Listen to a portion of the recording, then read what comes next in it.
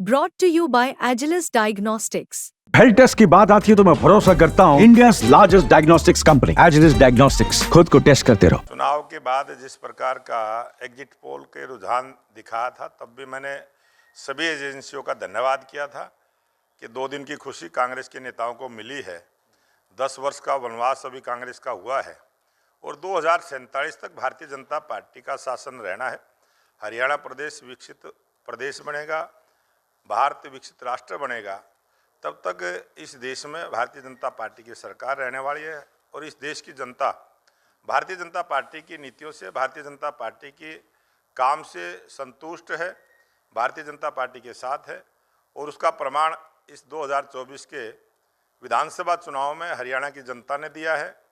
स्पष्ट बहुमत की सरकार तीसरी बार हरियाणा प्रदेश में भारतीय जनता पार्टी की बनने जा रही है और जिस प्रकार के रुझान भी आए हैं, रुझानों पर विश्वास करते हुए हमें पूर्ण विश्वास है कि ये रिजल्ट इसी प्रकार का रहने वाला है। जो रुझान आ रहे हैं अभी तक 49 बीजेपी और 35 पे कांग्रेस है, तो क्या लगता है अभी जैसे कि टाइम हो गया है 11 बज गए हैं, तो क्या लगता है कि इस तरह ही रहेंगे या और मैंने चुनाव के समय में भी बाइट दिया था कि 62 सीटें भारतीय जनता पार्टी की आएंगी, लेकिन रुझानों से मुझे लगता है फिर भी विश्वास है कि 52 तक हम पहुँचेंगे और ये आंकड़ा बढ़ेगा और 52 तक जाने की संभावना है। ओपिनियन पोल तो उल्ट थे। अब ओपिनियन पोल उन्होंने किससे पूछताछ की? मैं भारतीय जनता पार्टी का प्रदेश अध्यक्ष के नाते मैंने 20,629 बूथ पूरे हरियाणा प्रदेश में है।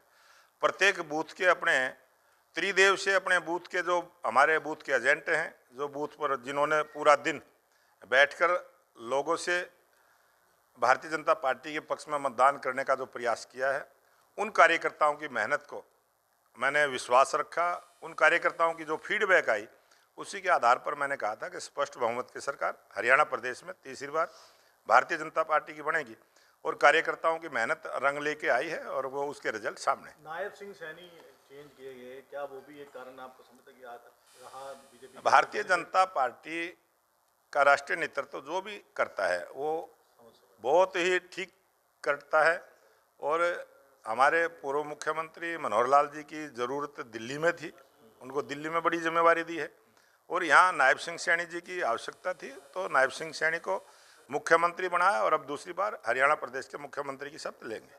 नायब सिंह सैनी ही मुख्यमंत्री रहेंगे? वो हमारे राष्ट्रीय नेतृत्व का फैसला है और वो शुरू दिन से फैसला है और अब सरकार 2024 में जो बनेगी तो हरियाणा के मुख्यमंत्री नायब सिंह सैनी। ये भी एक बीजेपी को बेनिफिट पड़ा कि नायब सिंह सैनी प्रोडक्ट किए गए होम मिनिस्टर की तरफ से कि यही रहेंगे और दूसरी तरफ कांग्रेस में कोई चेहरा नहीं था कि वो चीफ मिनिस्टर बने? नहीं, कांग्रेस के तो लोग कह रहे थे हुड्डा सरकार है, उन्होंने कांग्रेस की वोट ही नहीं मांगी। कोई भी आप अपने डिबेट उठा के देख लो, कोई उनके प्रोग्राम उठा के देख लो, उन्होंने कांग्रेस की वोट ही नहीं मांगी। हरियाणा की जनता से उन्होंने वोट ही मांगी कि हुड्डा की वोट दो, हुड्डा की वोट दो। हुड्डा चुनाव लड़ नहीं रहा था, हुड्डा की कोई पार्टी थोड़ा ही थी, पार्टी तो कांग्रेस थी, कांग्रेस के लिए वोट भी नहीं मांगा उन्होंने।